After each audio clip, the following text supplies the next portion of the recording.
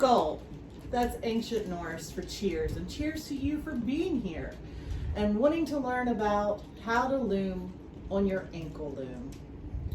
As you can see in front of you are examples of various pieces that were woven on this or very similar to this looms. Some looms are bigger, some looms are smaller. That's what actually determines the length that you get. Now, looms themselves have dated back to Roman times in different forms and variations. These particular looms are of Norse descent, and they've been found on several finds, which is why we have examples of them now. They've been found in northern Britain, they've been found in Norway, Finland, Sweden, as well as the Baltic lands and parts of Russia. So it really does date back to about the 900s is when we first started seeing these pop up, and they were used in everyday life.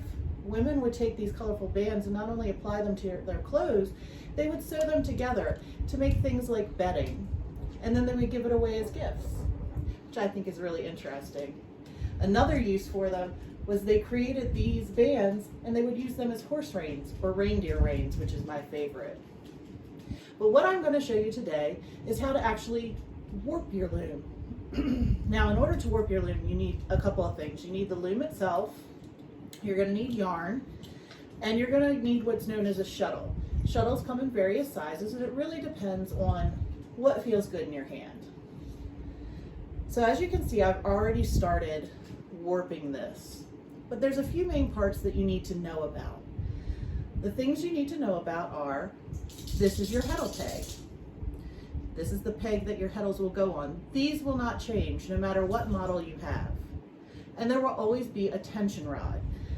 The tension rod is controlled by a peg on this side that you turn, and you can move it up or down.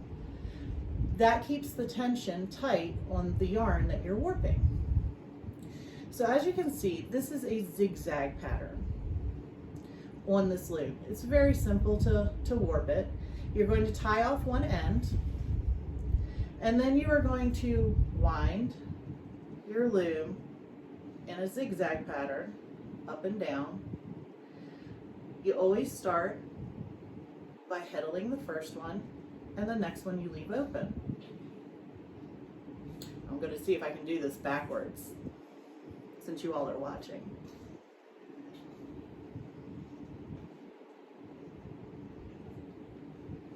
And it's easy to get a little daunted by this, but once you get the hang of it,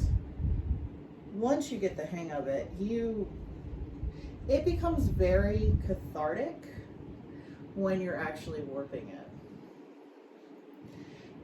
Now, every other thread is going to be headed like this one, so we need to put one on.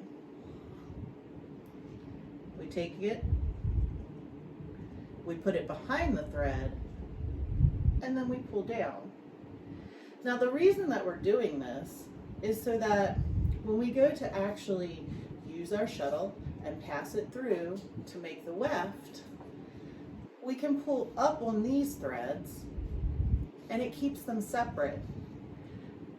So when you're done, it'll actually look something like this. Now, this is another size loom that I have.